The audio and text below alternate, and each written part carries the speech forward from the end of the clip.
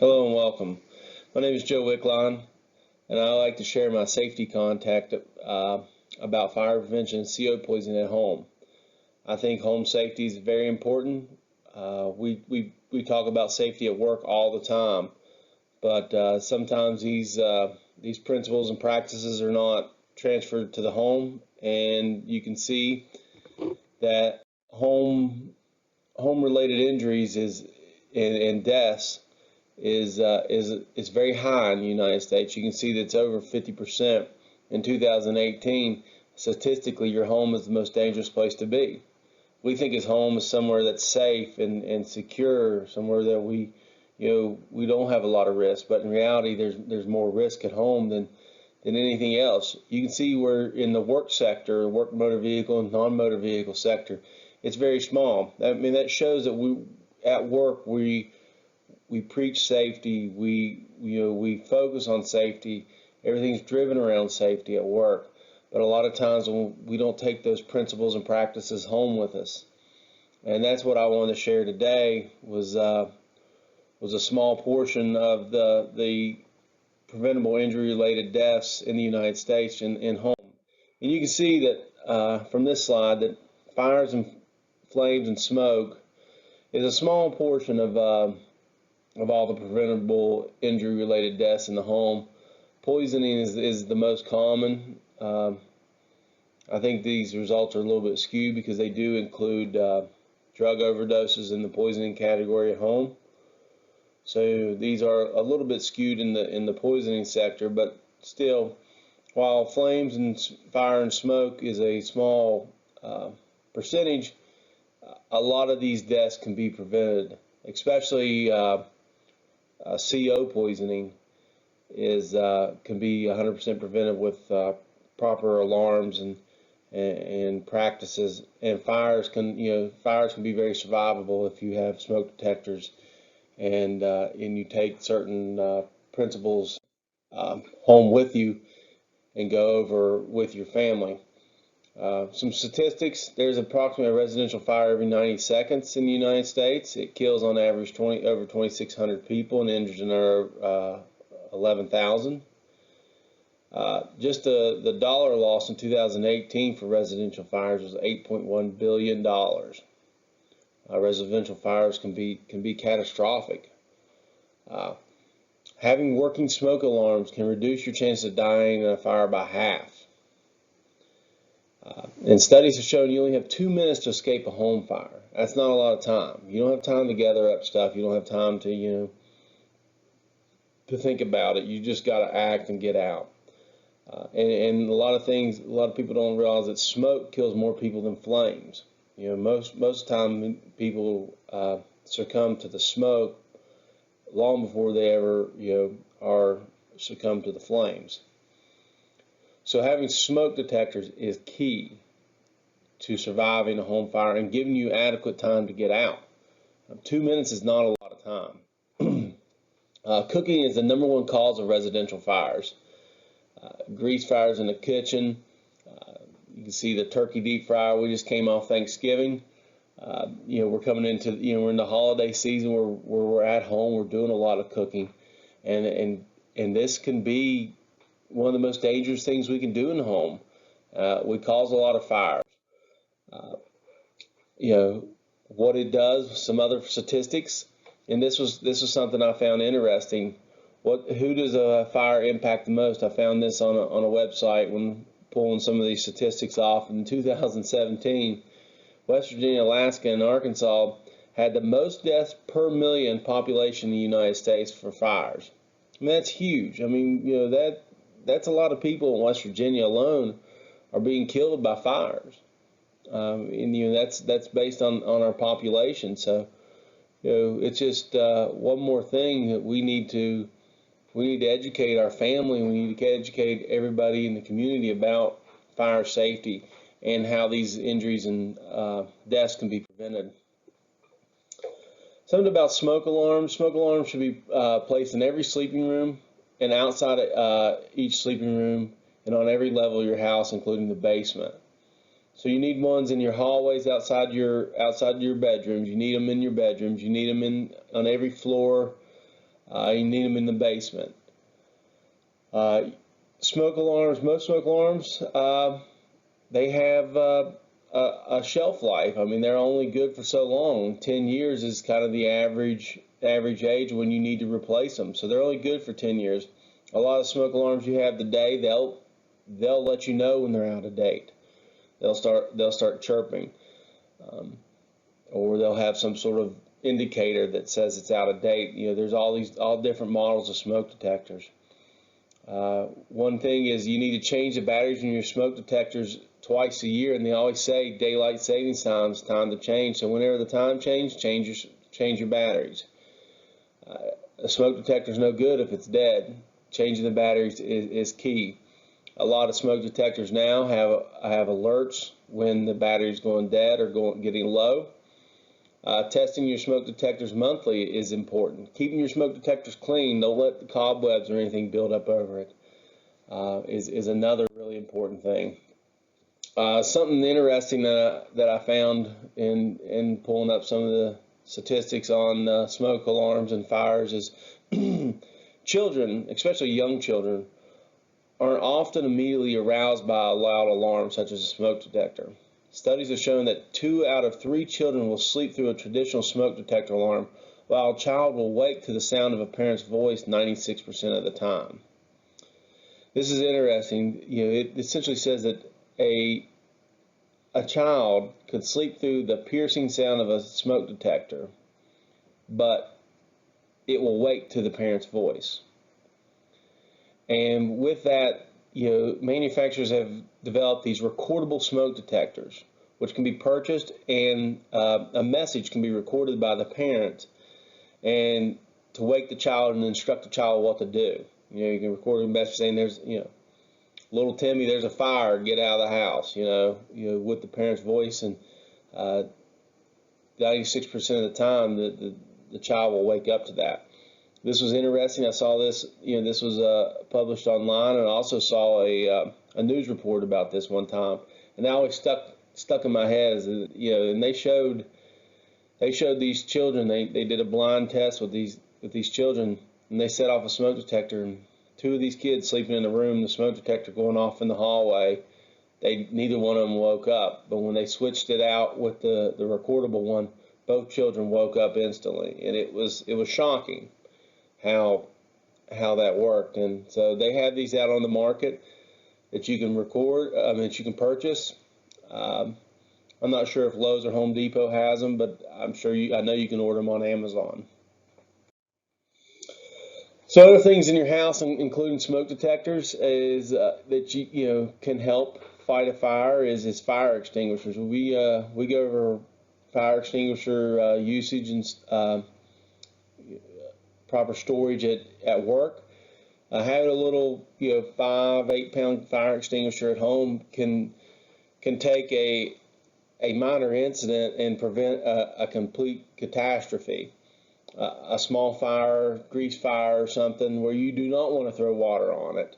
You have one of these dry chemical fire extinguishers. A grease fire in the house or some sort of fire in the house can be extinguished quickly with a fire extinguisher.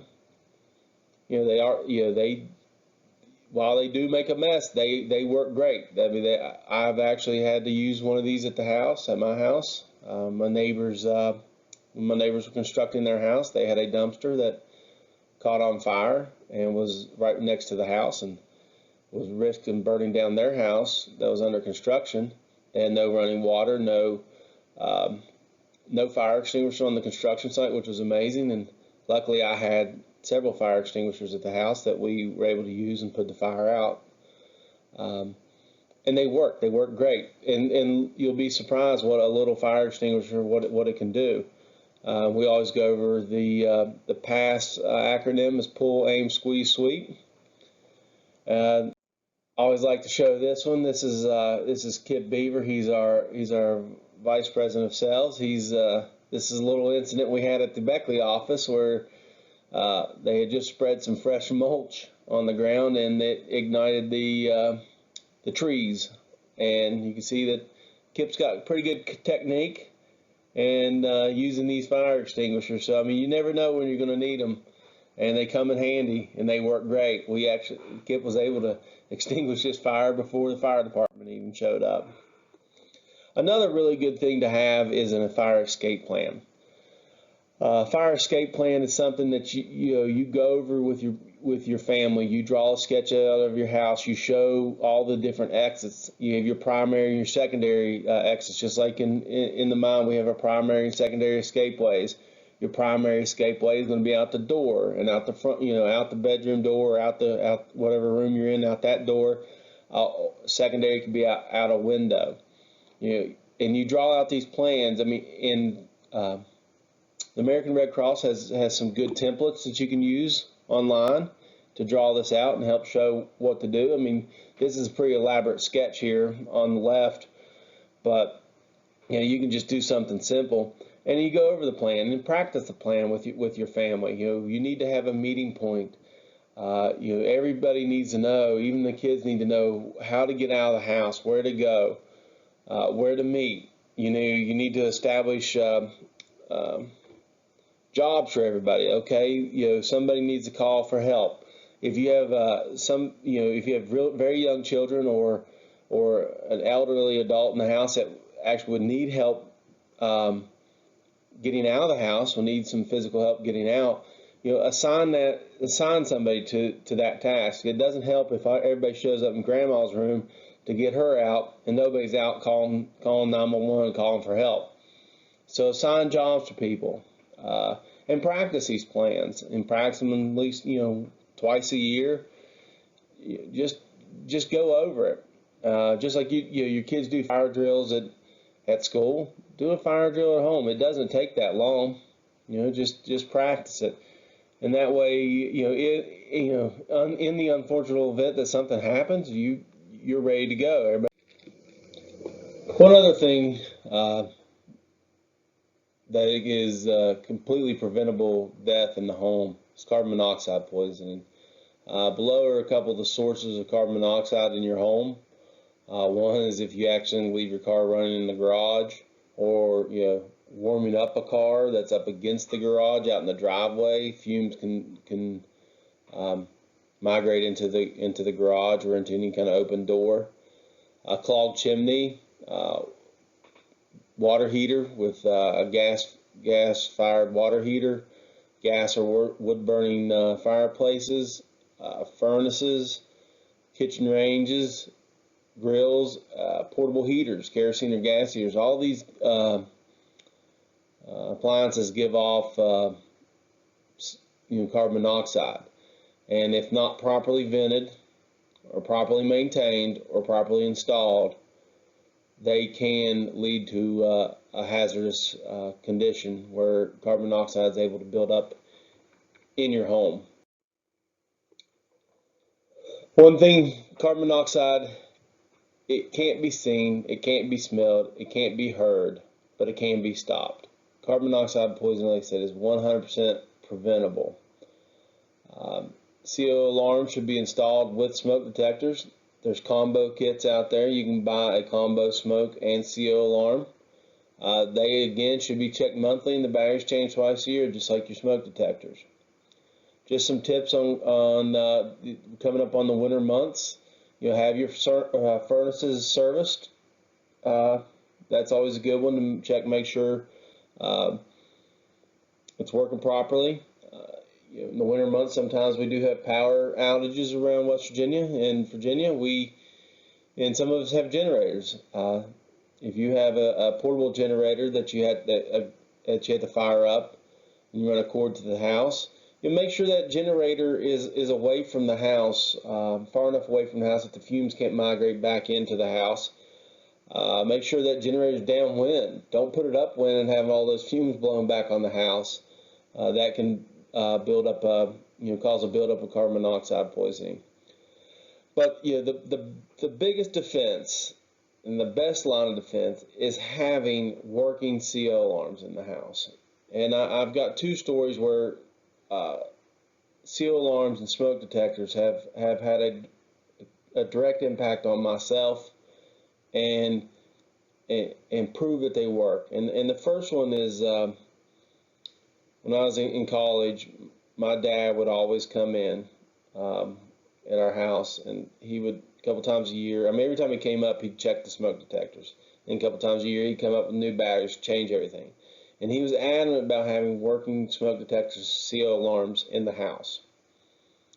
And this actually, we used to tease him.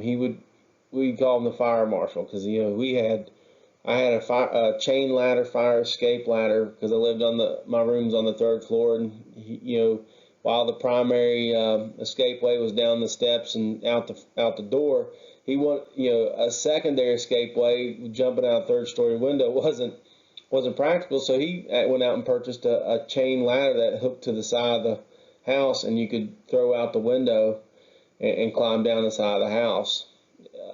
Stuff like that you can purchase for anybody living on a top floor. That's luckily never had to use it, but that's a way to have a secondary escape out the window. But he would always check these CO alarms, and it actually paid off.